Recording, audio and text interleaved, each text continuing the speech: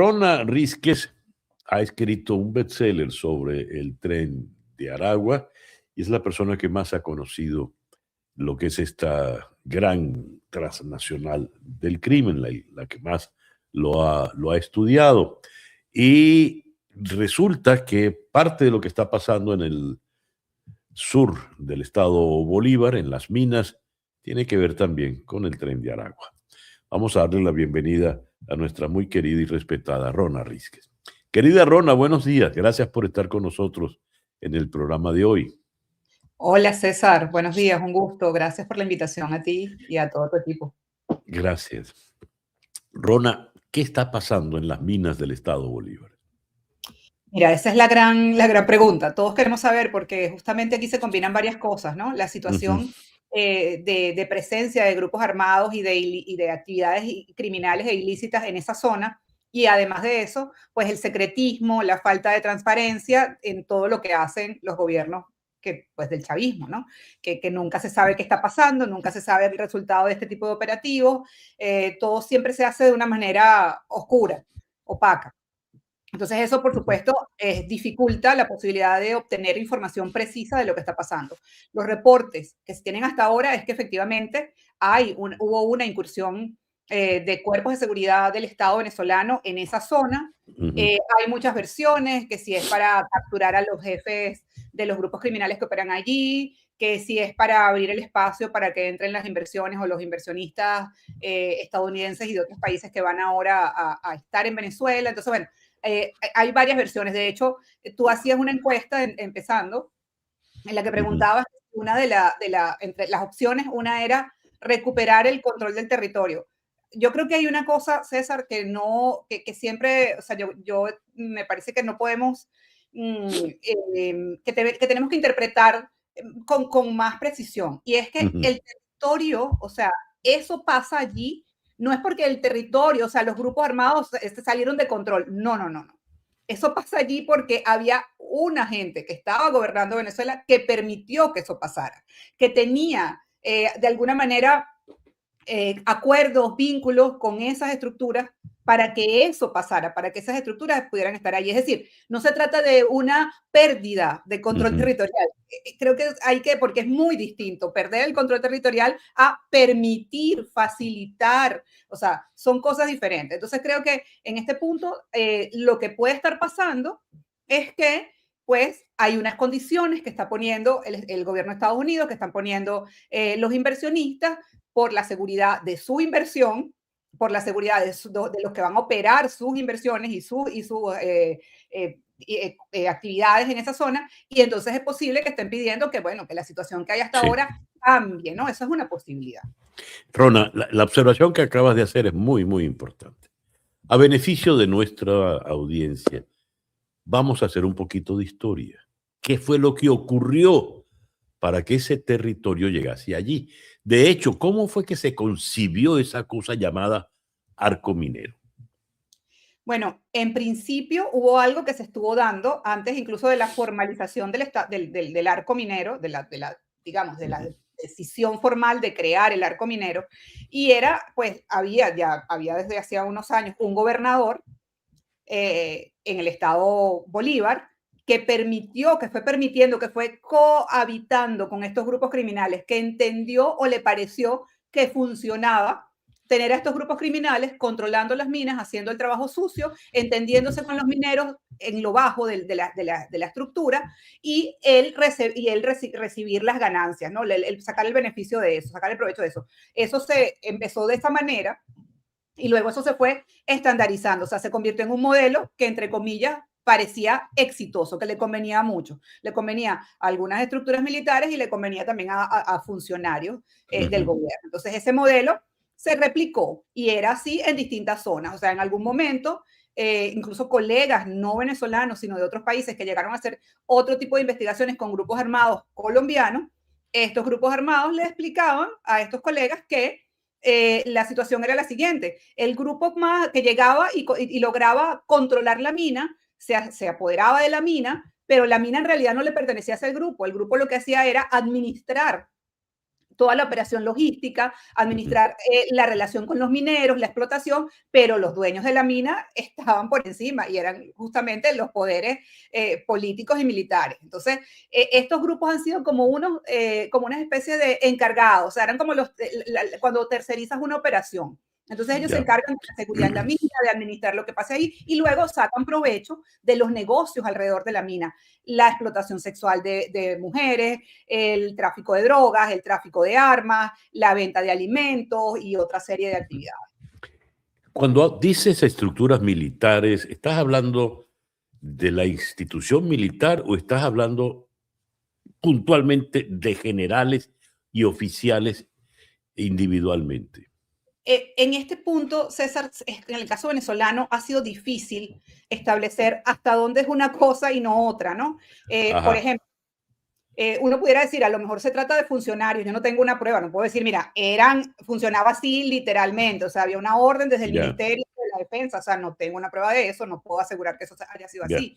Es posible que se trate de funcionarios, pero lo que sí es llamativo es que pues el modelo se replicaba y no solamente se replicaba ahí, sino que también era un modelo que de alguna manera se replicaba en las cárceles cuando estaban controladas por los pranes, ¿no? Cuando tenían la presencia de estos pranes. Entonces yo creo que es algo que todavía es como una tarea pendiente, ¿no? Por investigar, por indagar realmente si se trataba de una política, de una línea, o si son acciones ejecutadas por funcionarios, algunos gobernadores, algunos alcaldes, algunos funcionarios de los cuerpos de seguridad y de las Fuerzas Armadas. Esto no tengo ¿El gobernador al que te referías es acaso el general Rangel Gómez? Obviamente, sí. Muy bien. O sea, es la persona que o sea, no es una cosa que yo diga, o sea, es una cosa que en investigaciones que se han hecho periodísticas, investigaciones de transparencia, investigaciones de otras organizaciones, pues iban saliendo este tipo de prácticas comenzaron durante su gestión como gobernador. Bueno, de hecho fue la etapa donde hubo aquella masacre de Tumeremo. Exactamente, iba a tocar allí porque la violencia en esta zona es vieja, ¿verdad? Y a lo largo de estos años, el problema estaba en determinar quién estaba en control, quién manejaba, quién decidía, cuál era la autoridad máxima. Recordemos la masacre de Tumeremo. ¿Qué pasó allí? Bueno, la masacre de Tumeremo supuestamente era un grupo armado que mata a una cantidad de mineros para quedarse con el control de una zona. O sea, era un delincuente con un alias, el Topo, que tenía un poder en esa zona, que quería controlar una mina, y entonces, bueno, simplemente agarró y mató a los mineros que estaban intentando explotar esa mina. Con total impunidad. Bueno, con total impunidad, después lo mataron. O sea, después lo mataron, pero o sea, no podemos olvidar que en aquel momento ese gobernador intentó hacer ver como que ahí no estaba pasando nada, que ahí no había pasado nada. Si no es porque los familiares de estos mineros asesinados comienzan a tomar medidas de cerrar la vía principal, de manifestar, y se envían periodistas, fueron periodistas no solamente venezolanos, sino de distintos agencias de noticias a ver qué estaba pasando, y de hecho el equipo periodístico que para ese momento yo estaba coordinando y una de las periodistas que estuvo en la zona, Lorena Meléndez, y otro periodista que lamentablemente falleció recientemente, Germán, ellos estuvieron en el sitio, ellos fueron los primeros en llegar al lugar donde habían enterrado a los mineros asesinados. Ellos fueron los primeros en conseguir las prendas de vestir y las pertenencias de los mineros dispersas, porque las autoridades supuestamente no habían podido llegar y no sabían dónde estaban. Muy bien. Después del 3 de enero, muchas cosas han cambiado en Venezuela. Esos cambios terminan afectando también esa región. Veamos lo que está pasando en este momento a partir de los sucesos del 3 de enero.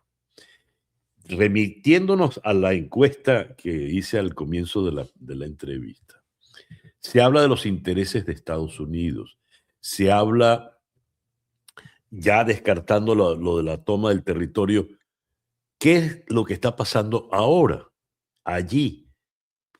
¿Por qué el ejército venezolano, la Fuerza Armada Nacional Bolivariana, está actuando militarmente por fin allí? Mira, yo creo que definitivamente tiene que haber sido una exigencia del gobierno de Estados Unidos. Ya. porque no veo otra razón. Es decir, es como cuando ocurrió el tema de las cárceles, el desalojo de las prisiones que tenían planes.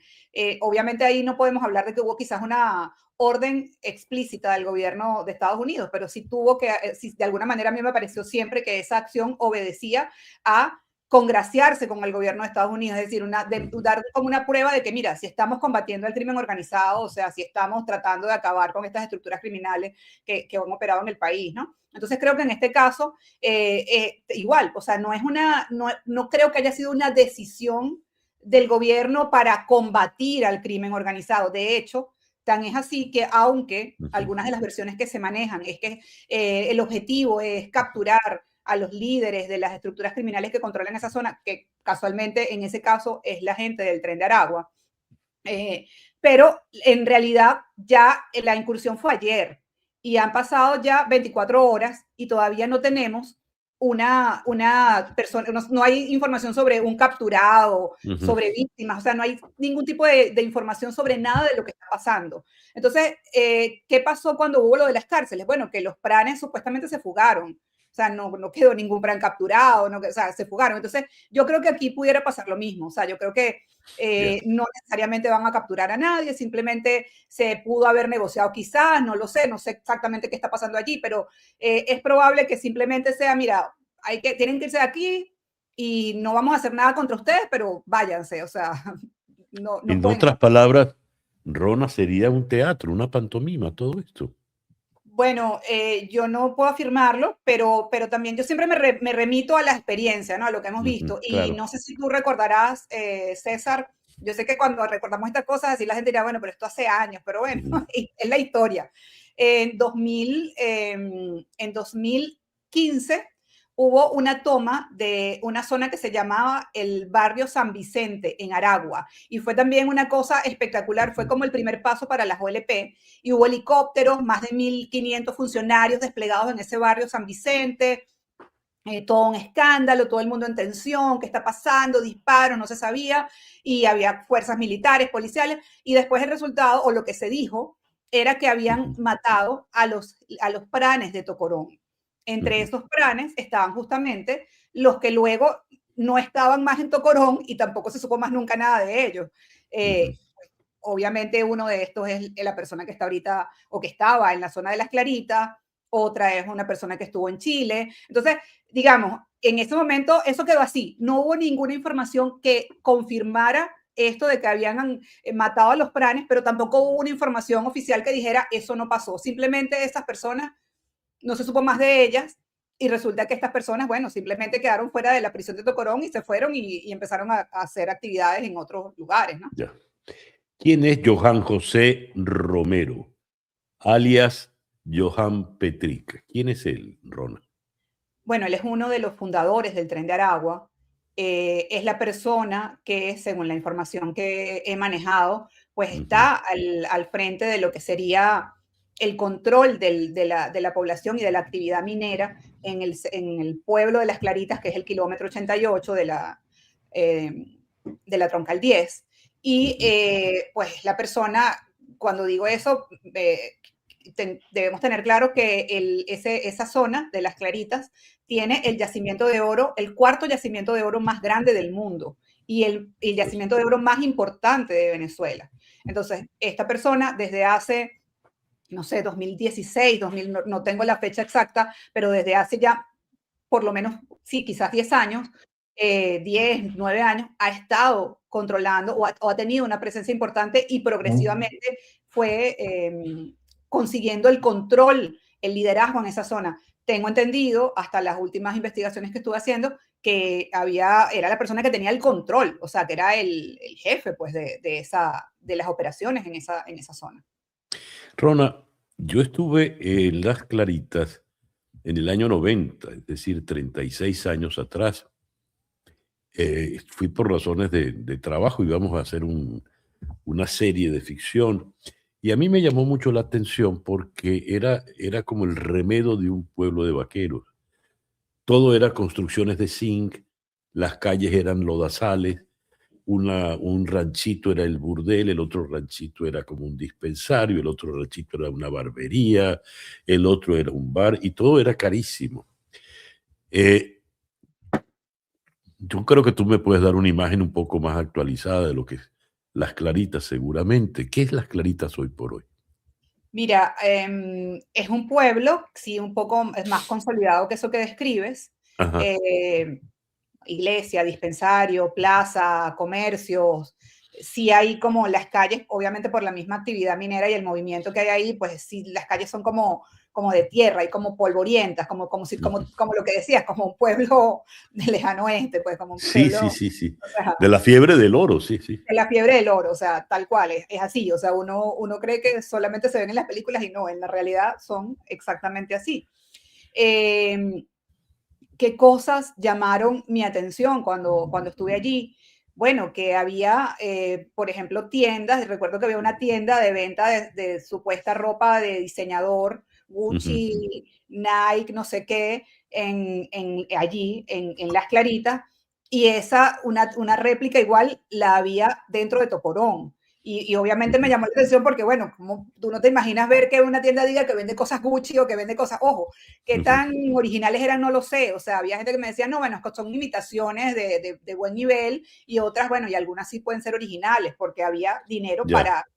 ojo, dinero es que lo que se gana un minero que se lo ganó hoy después de trabajar durante horas terribles en condiciones extremas y se lo gasta en 3 minutos porque la dinámica lo lleva a eso, ¿no? O sea, esas Ujú. historias de los pueblos mineros son muy dramáticas, o sea, son Sí. terribles. En realidad, cuando la gente, yo sé que la gente dice, bueno, son criminales, no sé, no, no, no. O sea, sí, puede haber una estructura criminal que tenga un control y que tenga una operación, pero Ujú. las personas que están allí, la mayoría es gente que está intentando buscar un golpe de suerte, intentando Sí. sobrevivir, intentando mantener una familia, intentando, o sea, gente muy pobre en condiciones esclavas, o sea, trabajo esclavo. O sea, eso Ujú. realmente es una cosa horrorosa. O sea, las historias que puedes escuchar en esos pueblos son dramáticas, o sea, verdaderamente Sí. dramáticas. Y de pobreza y de hambre. Entonces, Habrá, bueno, pre- ha- era un pueblo así muy, sí. muy como Habrá lejano. presencia, Rona, no digo directa en contingentes importantes, pero habrá presencia de algún asesor militar norteamericano en este momento en esa región, habida cuenta que dicen hay intereses norteamericanos en las minas venezolanas. Mira, pudiera ser, pero sí te voy a decir algo, César, a veces nosotros creemos y es como cuando decíamos que los que torturaban o maltrataban a los estudiantes en las protestas eran cubanos y en realidad eran guardias nacionales y oficiales Sí. venezolanos. O sea, somos capaces de hacer ese tipo de cosas, ¿no? Entonces, lamentablemente. Ujú. Entonces, en este caso pensaría lo mismo, sí, o sea, puede que haya americanos o personas de otras nacionalidades orientando, asesorando, pero la Ujú. realidad es que igual, yo siempre me remito a lo que ya ha pasado. Hubo una operación en 2000, no me acuerdo, se me va el año ahorita, si es 2021 o 2022, 2021, Ujú.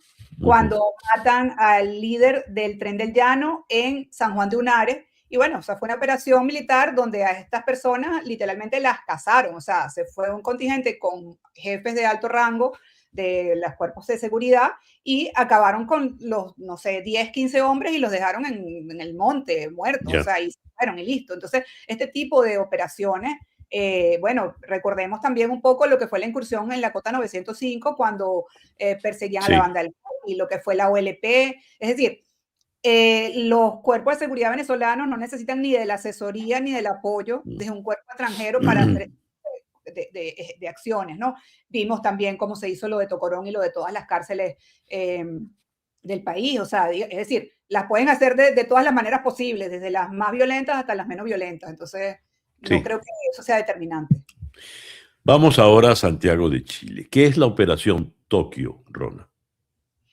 Bueno, la Operación Tokio es una operación que comenzó a partir de un asesinato, de una masacre, por decirlo de alguna manera así, que hubo en una fiesta organizada por personas, lamentablemente venezolanos que hacían como, ¿sabes? Estas fiestas tipo fiestas electrónicas que hemos visto muchas veces en algunos lugares en Venezuela, pues que son como abiertas y va, la gente paga y entonces, bueno, se estaban haciendo estas fiestas en Chile y hubo un asesino, o sea, mataron a 5 personas y en ese asesinato llegó la policía y mientras la gente trataba de protegerse, a una mujer se le cayó su celular. Y a partir de ese celular que la policía logra incautar, comienza la policía a establecer conexiones de esa persona, que era justamente una de las organizadoras de ese tipo de fiestas, con el Tren de Aragua.